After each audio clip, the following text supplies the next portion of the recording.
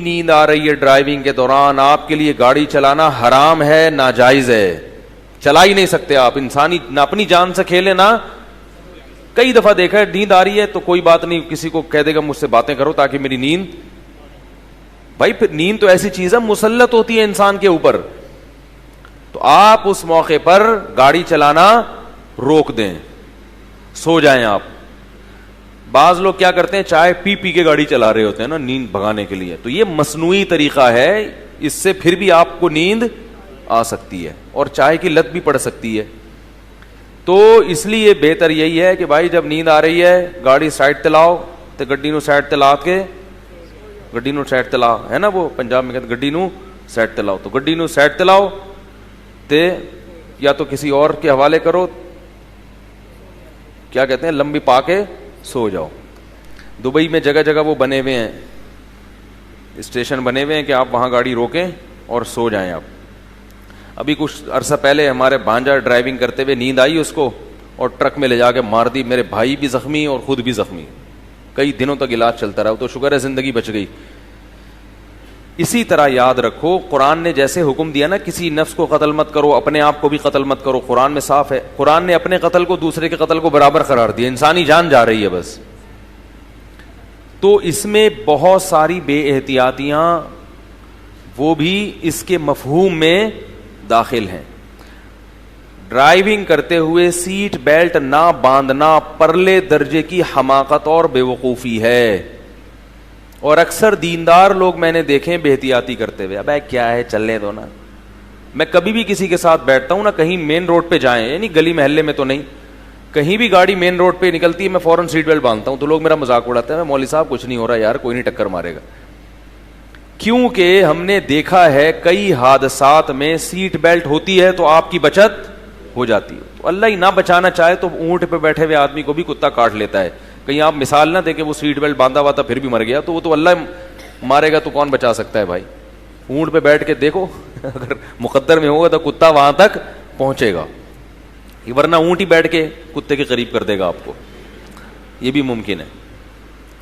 تو کئی ایسے واقعات دیکھے ہیں. ابھی ہمارے ایک دوست کراچی سے کوئٹہ جا رہے تھے، 150 کلومیٹر فی گھنٹہ کی اسپیڈ سے بھاگ رہے تھے. وہ اللہ کی قدرت، انہوں نے سیٹ بیلٹ باندھی ہوئی تھی اور اپنے ساتھ والے بندے کو بھی اتفاق سے کہہ دیا کہ باندھ لیں، ورنہ پروگرام ان کا اکثر ہوتا نہیں ہے اس قسم کا کوئی. وہ اس کو توکل کے خلاف سمجھ رہے ہیں. سیٹ بیلٹ کیا ہوتا ہے یار، جب جو آنی ہے تو آ جائے گی. وہ تو اس نے بھی باندھ لی. یہ مجھے واقعات بتا رہے ہیں کہ 150 کی اسپیڈ پہ کراچی سے کوئٹہ جاؤ نا تو بالکل کھلا ڈلا روڈ ہے، بلوچستان کے بیچ میں سے گاڑی جاتی ہے. میں سمجھتا تھا کنارے سے جاتی ہے، آبادی نہیں ہے، پتہ چلا وہ بیچ میں سے بھی بلوچستان ایسا ہی ہے جیسا کنارے سے ہے. ٹھیک ہے نا، آبادی نہیں ہے. میں جب بھی کراچی سے کوئٹہ گیا ہوں تو میرا خیال تھا ساحل سمندر سے بالکل کنارے کنارے پہ جاتے ہیں، کوئی شہر ہی نہیں آتا. تو ہمارے ایک دوست بلوچی تھے، وہ بھی میرے ساتھ گئے، بڑے مفتی ہیں بھی بلوچی، بڑے اچھے عالم ہیں. تو ہم ان کے ساتھ گئے تو انہوں نے بتایا بالکل بیچ میں سے جا رہے ہیں بلوچستان کے. میں نے کہا یار ہمارا سائڈوں والا جو ایریا ہے نا وہ بلوچستان کے بیچ کے ایریے سے زیادہ آباد ہوتا ہے. تو 150 کی اسپیڈ پہ ان کو اونگ آئی، تو انہوں نے سوچا کہ آگے پیٹرول پمپ ہے، وہاں جا کے گاڑی روکوں گا اور تھوڑا سا آرام کروں گا، یا غسل کروں گا، یا چھپکے ماروں گا، جو بھی کروں گا، چائے پیوں گا، گٹکا کھاؤں گا، جو بھی. لیکن نیند آپ کو مہلت نہیں دیتی. ارادہ کیا بھی 4-5 کلومیٹر پہ گاڑی روکنی ہے، مگر 4-5 کلومیٹر سے پہلے دوبارہ اونگ آئی ہے اور گاڑی نے 4-5 قلابازیاں کھائی ہیں، لیکن ایک خراش بھی الحمدللہ نہیں آئی. سیٹ بیلٹ بڑی کام کی چیز ہے انسان کو حادثے سے، ورنہ ان کا انا للہ ہو گیا تھا. کیونکہ 3-4 قلابازیاں جب 150 کی اسپیڈ پہ گاڑی کھاتی ہے تو بیوی کا بیوہ ہونا بھی یقینی اور بچوں کا یتیم ہونا بھی یقینی. ان کے بچے بھی ماشاءاللہ کافی ہیں، ان کی بیویاں بھی زیادہ ہیں، بیویاں بھی ہیں اور بچے بھی ہیں. تو ان کا انا للہ، اور جوان آدمی ہے بھی اسے بیوہ کر جاتا اور بچوں کو یتیم کر جاتا. تو یہ بے وقوفی ہے، پرلے درجے کی حماقت ہے. گورنمنٹ قانون نہ بھی بنائے تو بھی ان چیزوں کا خود سے خیال کرنا چاہیے، سیٹ بیلٹ باندھنی چاہیے. اسی طرح یاد رکھو اللہ نے قتل سے منع کیا نا, اپنے آپ کو بھی دوسروں سے بھی, تو ہر وہ چیز جو آپ کو ہلاکت کی طرف لے کے جائے گی شریعت اس کو پسند نہیں کرے گی. بائک پہ جب آپ اپنے پورے خاندان کو بٹھا کے لے کے جا رہے ہو تو کنارے کنارے کیوں نہیں جا سکتے بھائی؟ بیچ روڈ پہ کیوں جا رہے ہو؟ اپنی زندگی سے تو کھیل رہے ہو, دوسروں کی زندگی کو بھی داؤ پہ لگا رہے ہو. اگر بیچ روڈ پہ اپنے بیگم کو بٹھایا ہوا ہے, پیچھے بچے بیٹھے ہوئے ہیں, ذرا سی بائک سلپ ہوئی, پیچھے سے ٹرک اسٹیکر بنا کے جائے گا نہیں جائے گا؟ کراچی کے جو ٹرک ہیں وہ بندہ مارتے نہیں ہیں, وہ اسٹیکر بناتے ہیں. اتنا لوڈ ہوتا ہے ان کے اوپر, اور ان کی بریکیں بھی نہیں لگتی اتنی جلدی. بڑے بڑے ٹرک آ رہے ہوتے ہیں نا, وہ جب کوئی موٹر سائیکل پہ گرے گا وہ بریک لگاتے لگاتے بھی وہ بندہ چپک کے اس کے ٹائر پہ گھوم رہا ہو. یہ بھی ظلم ہے. جب اتنی پبلک آپ نے بٹھائی ہوئی ہے بائک کے اوپر, تو آپ بائک خرامہ لے کے چلیں اور کنارے کرانے شریفوں کی طرح دیکھنے سے لگے کہ واقعی کسی کی بیٹی کو بھگا کے نہیں لے کے جا رہا, اس کی بیوی ہے اور یہ بچے ہیں. ایسے جا رہے ہوتے ہیں عورتوں کو بٹھا کے, جیسے کسی کو لے کے بھاگ رہے ہیں. جب ابا شادی نہیں کر رہے تھے, میں نے کہا چلو وہاں سے لے کے بھاگو. تو یہ بھی جائز نہیں ہے. یہ شو بازیاں انسان کو مہنگی پڑ جاتی ہیں. میں نے بتایا نا کہ کچھ دن پہلے چند سال پہلے ہم نے دیکھا وہ ویلیاں لگاتے ہوئے بندہ ٹہل گیا. وہ اسی طرح کہیں چلو گلی محلے میں ادھر ادھر جا رہے ہو, لیکن جب مین روڈ پہ موٹر سائیکل چلاتے ہیں تو ہیلمٹ کا استعمال بھی. آپ چلے جاؤ عباسی شہید ہاسپٹل, ایمرجنسی وارڈ میں جا کے کھڑے ہو, ہر تھوڑی دیر کے بعد یا تو کوئی لاش آ رہی ہے, یا کوئی لنگڑا آ رہا ہے, یا کوئی لنجا آ رہا ہے, کسی کا سر پھٹا ہوا ہے, کسی کے پیٹ پھٹا ہوا ہے. 99% اس میں بائکوں والے ہیں. اسے سمجھائیں یار. 99% کون ملے گا اس میں آپ کو؟ موٹر سائیکل سے گرے ہوئے لوگ. تو ہیلمٹ سے بھی بچت کا کافی حد تک امکان ہوتا ہے, کیونکہ سر پہ چوٹ نہیں لگتی. چلو پرزے ضائع ہوتے ہیں, جو ماسٹر مائنڈ ہے نا وہ کم از کم انسان کو احساس تو ہوتا ہے کہ میرا کوئی پرزہ غائب ہو گیا, لیکن دماغ پہ چوٹ لگتی ہے. پورے پرزے بھی صحیح ہوتے ہیں, لیکن آپ کو ایسا لگتا ہے کہ میرے پاس کوئی بھی پرزہ موجود نہیں.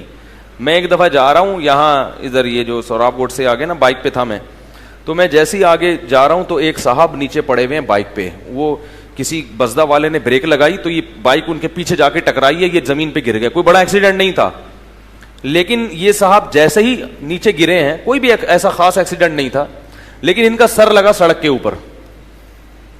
لوگ جمع ہو گئے. میں گیا تو ہمارے جاننے والے نکلے, وہ مدرسے میں جامعہ میں ہمارے ساتھ پڑھاتے تھے. میں نے کہا بھائی یہ تو میں جانتا ہوں ان کو. تو میں نے ان کو بٹھایا گاڑی میں, چلو ہاسپٹل لے کے چلتے ہیں. ان کا دماغی توازن خراب, نہ مجھے پہچان رہے ہیں, بچکانہ حرکتیں کر رہے ہیں, عجیب, کبھی ہنس رہے ہیں, کبھی کیا کر رہے ہیں. میرے تو میٹر, میں نے کہا پاگل ہو گئے, کیا ہو گیا بھائی؟ تو وہ تھوڑی سی چوٹ لگی ہے دماغ پہ, اور بندے کا دماغ, اب پھر علاج ہوا الحمدللہ, سیٹ ہو گئے وہ. لیکن جس کا دماغ ایک دفعہ سیٹنگ سے ہٹ جائے, پھر سیٹ ہو کے بھی آدمی کو وہم رہتا ہے کہ پتہ نہیں ابھی یہ سیٹ ہے بھی یا نہیں. کوئی بھی عجیب سی بات کرے گا نا تو انسان کو خیال آئے گا ایسا تو نہیں کہ اسی چوٹ کے اثرات ہیں. وہ ایک وہم تو ہو گیا نا ہمیشہ کے لیے. اب وہ کتنا ہی ذہین ہو, کتنا ہی نارمل ہو, لیکن کبھی کوئی غصے میں کوئی بات کرے گا تو یہ وہم ہوگا, پتہ نہیں کہیں یار اب نارمل تو وہی چوٹ کے اثرات تو نہیں ہے. تو اپنے دماغ کی بہت زیادہ حفاظت کرنا, بولتے کیوں نہیں بھائی, ضروری ہے. تو اس لیے قرآن کی جو باتیں ہیں ان کو پورے طریقے سے فالو کرنا چاہیے. اسی میں الٹی سیدھی چیزیں کھا کے صحت کا بیڑا غرق کرنا, یہ بھی اسی میں داخل ہے. ابھی کچھ دن پہلے کا واقعہ, کسی نے بتایا کہ ایک صاحب نے کولڈ ڈرنک سے روزہ افطار کیا اور پوری 1.5 لیٹر کی بوتل پی کے درد ہوا, اور اس کے بعد اس دار فانی سے کوچ کر گئے. سمجھ رہے ہو؟ تو بہت کچھ ہو رہا ہے دنیا میں. تو خیر میں وہمی نہیں بنا رہا آپ کو کہ بالکل وہمی بن جائیں, لیکن بہرحال موٹی موٹی چیزوں میں احتیاط. بولو بھائی. ہاں, بعض لوگ اتنی احتیاط کرتے ہیں کہ گاڑی چلانی نہیں ہے, کوئی ٹکر نہ مار دے. یہ پاگل ہونے کی دلیل ہے کہ بھائی کام تو کرنے ہیں نا سارے. تو اچھا, ولا تقتلوا انفسکم, آگے ارشاد فرمایا کہ ولا تقربوا مال الیتیم, یتیم کے مال کے قریب مت جاؤ. یتیم کمزور ہوتا ہے, تو کوئی بھی کمزور شخص جو اپنے مال کی حفاظت نہیں کر سکتا, اس کی کمزوری سے ناجائز فائدہ اٹھا کر اس کے مال کو ہتھیانے کی کوشش بولو بھائی مت کرو. پیسوں کے معاملے میں انسان کلیئر ہونا چاہیے, کسی کا 1 روپیہ بھی آپ کے ذمے نہ ہو. دیکھو اگر آپ کے پاس کسی کے پیسے نکلتے ہیں اور وہ بھول گیا, حساب میں کتاب میں گڑبڑ ہو گئی, تو آپ کی ذمہ داری ہے کہ آپ اسے فون کر کے بتائیں کہ یار حساب میں گڑبڑ ہو گئی تھی, اصل میں پیسے میرے ذمے نکلتے ہیں آپ کے اتنے, اب آپ بتائیں کہ میں کب پہنچا دوں اور کہاں پہنچا دوں. یہ چیز لوگوں میں ختم ہوتی جا رہی ہے. پیسے جب گنا کریں نا, جب اپنا حق لیتے ہیں تو گننے میں نیت یہ ہونی چاہیے کہ سامنے والے نے کہیں زیادہ تو نہیں دے دی ہے. کیا کریں یار, کیسے سمجھائیں بھائی, کیا نیت ہونی چاہیے؟ اس نیت کا ثواب, ویسے بھی اپنے حق بھی پورا ہو جائے گا, اگر کم ہوں گے تو مانگ لو گے, لیکن نیت کر کے انسان اپنے عمل کو ثواب والا بنا سکتا ہے. تو کیا نیت کرنی ہے گنتے ہوئے کہ کہیں اس نے زیادہ نہ دے دیا ہوں. اسی طرح یاد رکھو, بعض دفعہ بینک سے ہم پیسے لے کے نکلتے ہیں, 1 آدھ نوٹ بعض دفعہ اس میں جعلی نکل آتا ہے. اب اگر بینک کی اسٹیمپ ہو نا تو بینک واپس لے لیتا ہے, لیکن وہ گڈی کھل گئی تو بینک وہ پیسے واپس نہیں لیتا. تو لوگ کیا کرتے ہیں, وہ کسی کو پہنا دیتے ہیں. وہ کیا کرتے ہیں, قصائی کو پہنا دیا, کسی کو بھی پہنا دیا. یہ بھی آپ کے لیے جائز نہیں ہے. اب آپ کہو گے بھائی میرا تو بیٹھے بیٹھے نقصان ہو گیا, 5,000 کا نوٹ جعلی نکل آیا, میں کیا کروں, یہ کہ تو بھائی دیکھنے میں تو کوئی پتہ نہیں چل رہا نا. آپ کے لیے کسی کو یہ پہنانا جائز بولو بھائی نہیں ہے. بینک واپس نہیں لے رہا تو پھاڑ کے پھینک دو. اس نوٹ کو مارکیٹ میں چلا کے کسی کو دھوکہ دینا, کیونکہ کہیں نہ کہیں تو ایک, چلو قصائی کو آپ نے دیا, اس نے سبزی والے کو دے دیا, آگے کہیں نہ کہیں تو ایک آدمی آخر میں آئے گا نا جو پھنسے گا.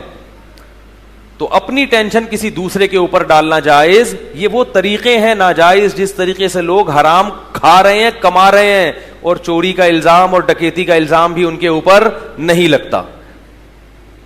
مسجد سے چپل چوری ہو گئی, کسی کی بھی چپل اٹھا کے لے گئے, یار میری چوری ہو گئی, تو وہ کسی اور کی اٹھا کے لے جا رہا ہے. سب بھائی چپل چوری ہوئی تو یہ تھوڑی کہ آپ کسی اور کی چوری کر لو, یہ کہاں سے جائز ہو گیا بھائی. تو بڑے مسائل ہیں. کسی کا بھی مال 1 روپیہ بھی آپ نے ناحق طریقے سے نہیں کھانا. یہ میرا حکم نہیں ہے بھائی, یہ کس کا حکم ہے؟ اللہ کا. جو کلام ہم تراویح میں گھنٹوں گھنٹوں سنتے ہیں کھڑے ہو کر, اس میں اللہ کہہ رہے ہیں. اور یتیم کمزور ہے, اس لیے عورت بھی کمزور ہوتی ہے, تو اس کو بھی اس کا بھی مال کو کھانے سے اللہ نے منع کیا. کوئی بھی کمزور ہے نا, کیونکہ طاقتور آدمی تو نکالوا لے گا اپنا مال. وہ ایک آدمی گیا نا چاقو لے کے کسی کے پاس, بولتے تیری جیب میں جتنے پیسے ہیں نکال دے. اس نے جیب میں ہاتھ ڈال کے بندوق نکالی, بولا تیری جیب میں جتنے پیسے ہیں تو نکال دے. تو طاقتور ہمیشہ کیا ہوتا ہے؟ غالب ہوتا ہے. تو وَلَا تَقْرَبُوا مَالَ الْيَتِيمِ إِلَّا بِالَّتِي هِيَ أَحْسَنُ. اور آگے اللہ نے فرمایا کہ أَوْفُوا الْكَيْلَ وَالْمِيزَانَ بِالْقِسْطِ, ناپ تول کے اندر کمی مت کرو. جب بھی تولو, کسی کا حق دو تو دینے میں پورا پورا حساب کر کے دو, اس میں گڑبڑ کرنے کی کوشش. بعض تاجر کیا کرتے ہیں, کپڑا جب ناپتے ہیں نا میٹر سے, تو وہ اسٹک جو ہے نا وہ تھوڑی سی یوں 3D رکھتے ہیں, اس سے تھوڑا سا فرق آ جاتا ہے. پھر ایسے کر کر کے نا وہ آدھا انچ بچاتے ہیں, تو کہتے ہیں سال میں اتنے میٹر بچ جائے گا. اور یہ سبزی والوں کے باٹ دیکھو, ہر ایک نے ایک پتھر الگ سے اپنے ساتھ پتہ نہیں کیوں رکھا ہوا ہوتا ہے. بھائی 5 کلو کا باٹ ہے تو ایک الگ سے پتھر کس خوشی میں, اس کا مطلب یہ باٹ کیا ہے, یہ خراب ہے. کس قدر شدید وعید ہے ناپ تول میں کمی کرنے پر. اللہ نے فرمایا الا یظن اولئک انہم مبعوثون, کیا انہیں علم نہیں ہے کہ کل ایک دن ان کو جواب دینا پڑے گا اس کا. یوم یقوم الناس لرب العالمین, یہ وہ دن ہوگا جس دن لوگ رب العالمین کے سامنے کھڑے ہوں گے. تو جواب دینا ہے بھائی ہم نے. کسی کوئی آپ کے پیسے کھا لے, خدا کی قسم اتنا بڑا نقصان نہیں ہے. آپ نے کسی کا 1 روپیہ بھی ناحق کھا لیا, یہ گلے پڑ جائے گا قیامت کے دن. کیونکہ قیامت کے دن 1 روپے کے بدلے میں 1 روپیہ نہیں ہے, اس کی سزا ہے جو بہت سخت ہے. اللہ کو غضب آئے گا, اس غضب کا اظہار ہے وہ جو جہنم کی آگ ہے. تو یہ بھی حکم دیا کہ کس ناپ تول میں کمی مت کرو, اور فرمایا اوفو بالعہدی, جب کسی سے معاہدہ کرو, عہد کرو, تو اس عہد کو پورا کرو.